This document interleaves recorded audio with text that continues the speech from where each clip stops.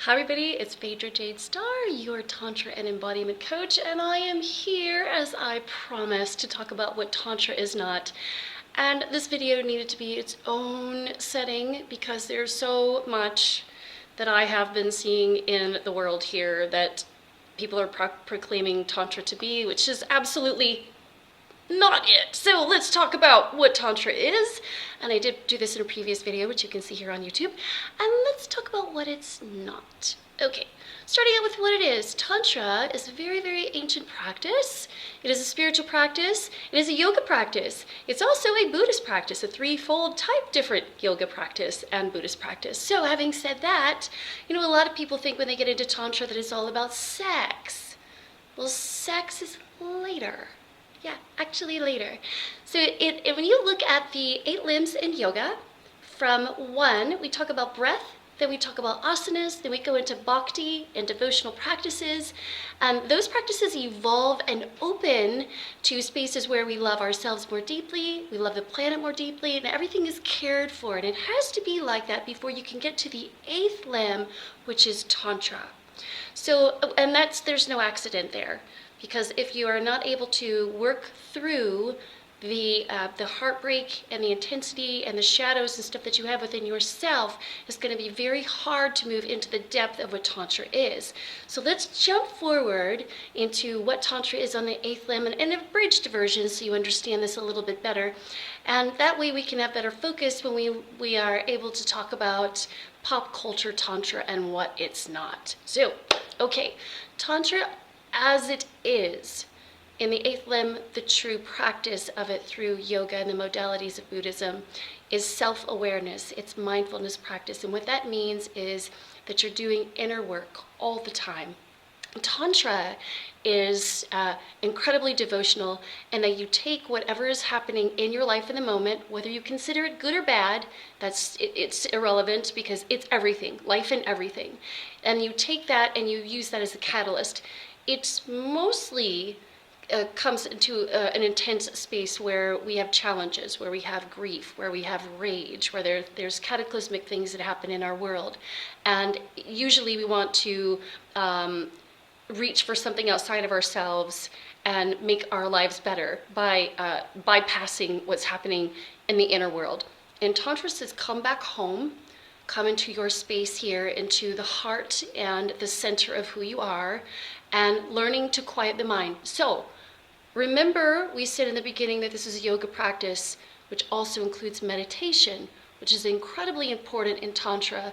If you're recognizing, a lot of us are at least aware that Buddhists meditate often. And the reason that they do that, and it's not just Buddhists that meditate, by the way, every spiritual practitioner meditates, every medicine man, every medicine woman, every shaman, every person who's in a holistic practice meditates, because it is imperative to do so to awaken parts of the brain that are asleep. You see, when you aren't meditating, your mind is only run by a tiny little, literally peanut-sized, small-minded little thing called an amygdala. And it's running on fight, flight, or fear all the time. It's always reaching either from past experiences or possible futures, but it has a very, very hard time being in the center with presence. And what meditation does is it allows us to witness what's happening in the moment without becoming attached to it. And it's a practice because you're going to keep jumping, what I say, out of the proverbial boat and into your situations and mixing in with the chaos in the situation. You have to get back into the boat in your meditation and focus and breathe and observe. And remembering that this is absolutely about being a witness, okay, a witness to life. And just like when you go to the gym for the very first time and you pick up a weight and you're like, wow, that was really tough. You wouldn't go one time and say, man, that's all I need in life. I've done enough. I'm going to be like buff. I'm so ready, right? No, you realize that repetition is key. And with meditation, no different at all. You've got to meditate often, be in a space, and not just use it on the mat, use it in the real world. And that's what I'm saying. Meditation becomes a lifetime active practice. You take it on the mat, you start it on the mat, and then you live it in your life, okay? Now, Tantra requires, the first part of that is white Tantra, which is all about meditation. all about spiritual awareness, all about honing in and understanding how to see and witness what is chaos, what is monkey mind, what is ego-driven, what is conceptualized, and what is truth. All right, and so what I have been seeing, which comes to our space now, what I've been seeing a lot of, it's not just me, it's worldwide that we recognize this, is this pop culture tantra, where people just want to really focus on sex. And I'm going to tell you something. That's not it. It's absolutely not it. Tantra is not gangbangs, group sex. It's not getting people together to do sexual experiments. Tantra is also not an advocate for anything goes. The truth is, there are some things inside Tantra which we could call kink and taboo space. And I'm going to get into those in just a second here. In fact, let's do that right now. Absolutely, let's do that right now. Let's talk about the kink, because I know your mind's going to be wrapped around it. Let's talk about what Tantra kink is. Okay, always remembering this comes from a modality of love, all right? An inner beauty and wisdom, a connectedness first with yourself and then with another. So these kinks are passionate. They are not degradations. There is no humiliation. There is no bruising. There is no hurting. There is no cutting. There is nothing that hurts another person's physiology, mental state, or emotional state. That's not Tantra. And I know a lot of people want to jump in and say, you know, Tantra's accepting everything. Bullshit. It is not.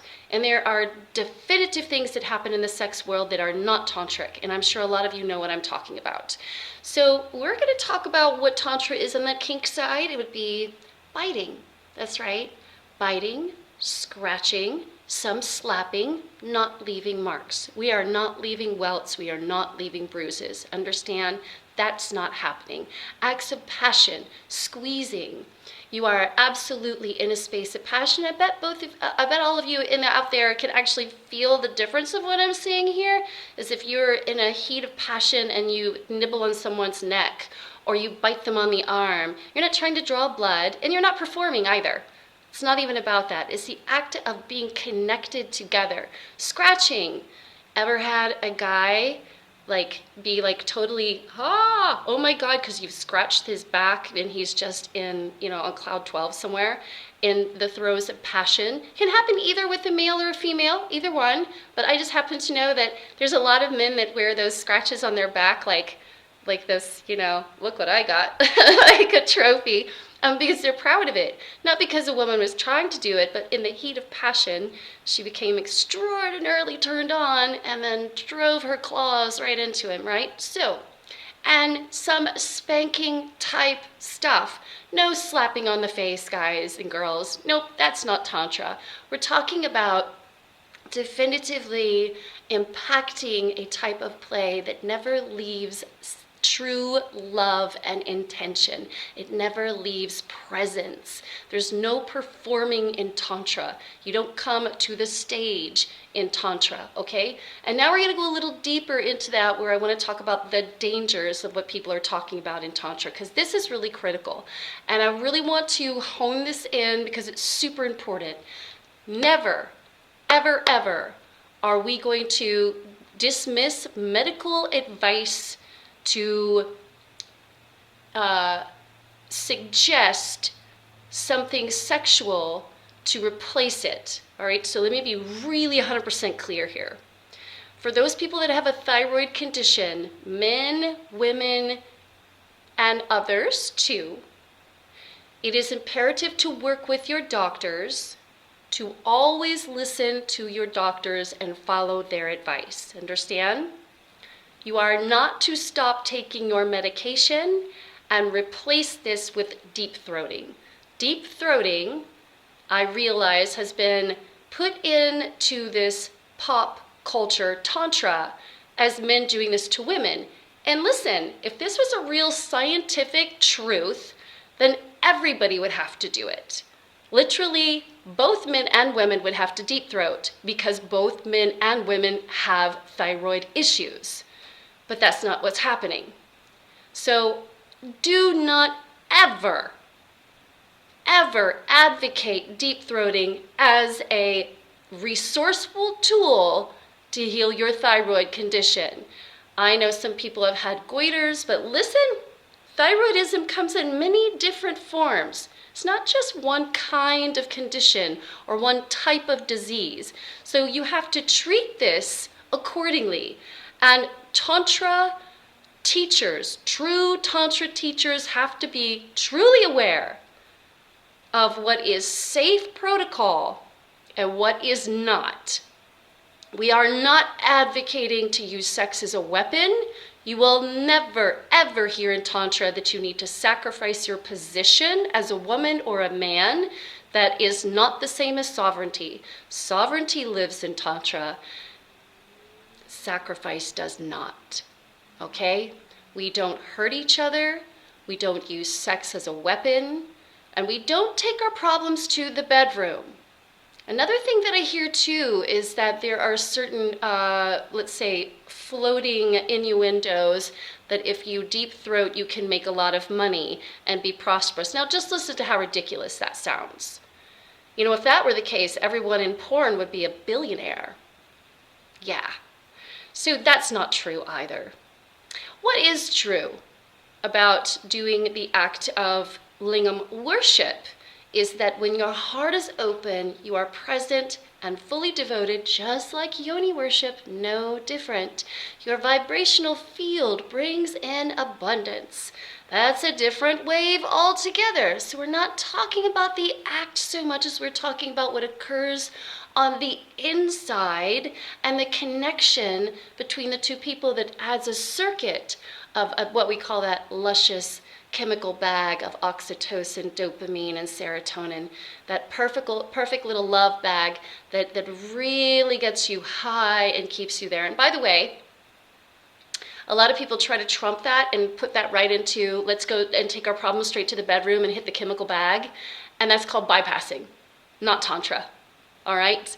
Remember what I said, Tantra is about using what is happening in the moment as a catalyst to move higher and to elevate. That means knowing how to work through your shadows, working through your issues. That means you've done and are still practicing the modalities of yoga through Tantra. That does not mean that you are dismissing what's happening on the inside and just going straight to the bedroom and going, hey, let's just screw it out. Okay? Again, not Tantra.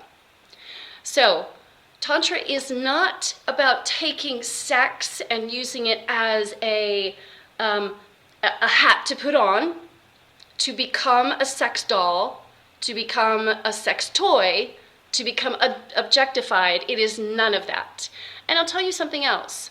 Humiliation doesn't belong in Tantra, and degradation doesn't belong in Tantra. Why? Well, because there's no sense in having it when you are recognizing who you truly are. And you are divine light. You are God and Goddess in human form. And sovereignty and sacrifice or slavery live on the opposite ends of the spectrum. So if we can understand that, yes, the people that actually have not done the work and had aversion to the work are running inside the monkey mind, and they're running from ego 120 million miles an hour, trying to advocate that the act of sex in itself will bring them higher to a state of evolution. Now, let me just say this too. Sex is medicine, but most of us absolutely do not practice that form of sex.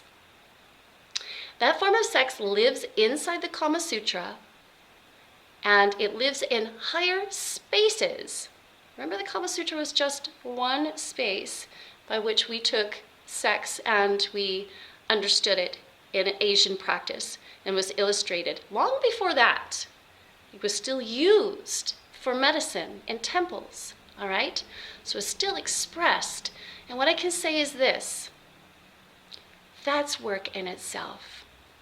And it requires you to be present and deeply connected to yourself and another. One of the most profound teachings you'll ever know in Tantra is that you've got to know how to give yourself real, living pleasure with you before you give it to another, which is not, I'm not talking about masturbation.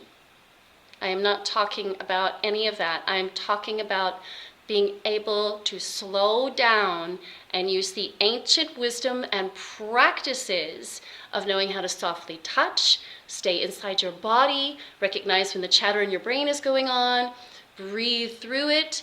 Men knowing how to breathe that energy up. Also women, breathing it up into the other chakras, lighting your whole self on fire. And then taking that into life. Every single day, you are pouring out this erotic, beautiful, energetic, sensual nature, not by some means to be like, oh, everybody look at me, you know, you're trying to get attraction to you. No, that just happens. That just happens because you feel so damn good.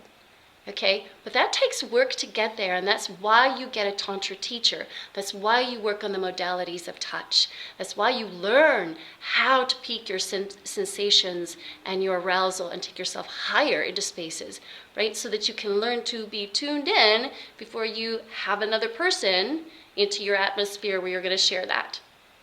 So, I also am aware that Tantra is being used as a sounding board on sites, you know, where people are now using this as a label, doing Tantra, when you can clearly look at their things. They have no lineage, they have no teachers, they have no prior experience, they have no meditation, there's no indication of yoga, nothing. So mark that out, like see that. When you see that, go, no, this probably isn't the real thing, and investigate. Be curious enough to investigate. Because listen, sex is beautiful and it's incredible, and using it the right way as a healer through the original format of what sex is as medicine it's life-changing for everyone. And the beauty of Tantra is that you don't actually have to be having sex to have that happen. Or you can literally be energetically in the same field with someone and get changed. Right, that is the capacity of Tantra, is it's energy, okay? It is energy. And I'm talking like, when you see my beautiful teachers like Layla Martin and Mama Gina, these women are like, Sahara Rose, you know, the late Psalm Isadora, wow, all right? You just get in their vicinity and you're like, yeah, okay, that's what I'm talking about, is their energetic field is so amped up from their own energetic work. Look, they had to work through their shadows, their pain, their heartbreak, not just once, not just twice, every day. It's a brand new modality of how they live their life. So that requires work. Again, that's yoga, all right? That's Tantra. It's not bypassing or dismissing. So, I hope I was super clear on that about what it is. And I want you to get excited about that, okay? Because it's completely possible. But, you know, we have to fight our own minds in the beginning, because the mind wants to go, I want to do what I know, I want to do what's certain, I want to do what the rest of the world wants me to do, you know, could stay doing, you know, but the rest of the world is miserable. So recognize that, all right? And the reason that we search for peace and we search for love and connection is because we recognize somewhere within ourselves there's something more. We know that, but we've got to be on the journey to go find it. Literally, that's it. You know, you're going on the journey to find what's in here, which is the interesting part, right? You're on a journey to explore and find with outside of yourself teachers, material, practices, curiosities, connections, right? So that you can open what's been inside of you all along.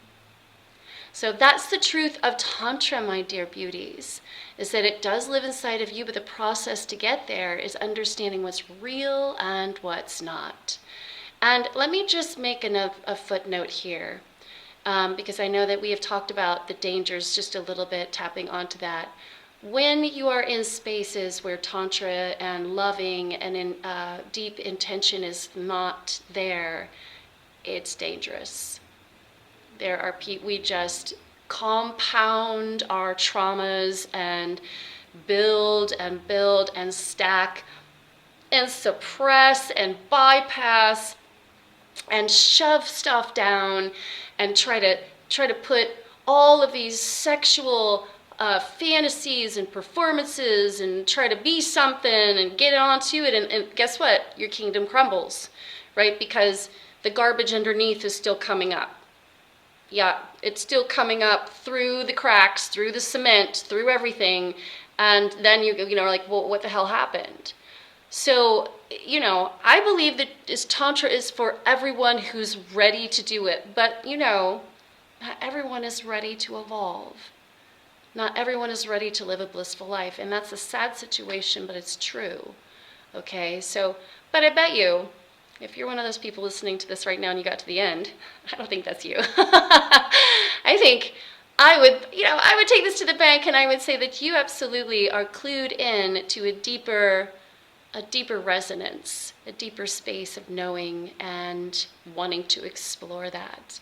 So, again, be mindful of the practice around you and seek out truth. You know, you're going to find books out there that are pop culture Tantra that talk about Tantra is all about sex. It's not. It's not. You know, I mean, if you want to go and really, really dive into Tantra and the aspects, go to your Buddhist temple. You know, there are 3 glorious modalities by which Tantra it was formed inside Buddhism, and all of them are in depth practice of eradicating that egocentric mind that wants to tell you who you are. I mean, this is all about learning to be that which you are without the stories. Okay, and that requires a process. Meditation, awareness, mindfulness practice, devotional practices for yourself and other people on the daily, okay? And then imagine what your life is like with sex when you're there, right? That's the mind-blowing stuff that we're all really looking for. You know, and what we tend to do in the bedroom today is we just keep cranking up the intensity. We've lost so much sensation in our bodies. We can't feel. We're so in our freaking head space that we can't be in our bodies or our hearts anymore, and we're just so shielded and guarded and resentful and you know, and that's what you're taking to the bedroom when you're not working on your inner work. But what you're really looking for, and you know, you keep turning up that dial on intensity till you break, because you will break in half, you will crumble. That is inevitable. We don't have you as a soul. You'll push yourself against a wall, my beauties, until you recognize that the shit's not working and you've got to take a different path. So I am really excited for a lot of you that have stayed here to listen to this, to honor this path. And if you are ready to get started on really diving into the truth of Tantra and light and love and bliss and embodiment, and you are ready to just light your world on fire, please contact me, send me a direct message. And I am doing a lot of very great stuff right now. I've broken down some modules in my Tantra, and I'm adding a really expansive, super, super sexy, sacred immersion that combines everything from hypnotherapy to Reiki to the Tantra aspects. Really loading it in, everybody, so that you can do a little bit or you can do a lot. But any way that you get it, you're going to definitely feel like your world has hit it. So please let me know what your own experience with Tantra has been, or questions or curiosities, please. And remember to follow me or subscribe here. I am so happy to have you here on this channel. And there's so many good things happening all the time. And please share some things that you may have had in life where you actually ended up in a situation where you recognized that you were not practicing Tantra, or that, you know, you might have gotten side derailed into a space where you didn't know you were before, or you really are looking for the real dynamic. Okay, my name is Phaedra Jade Star, and I shall see you guys soon. Love and light.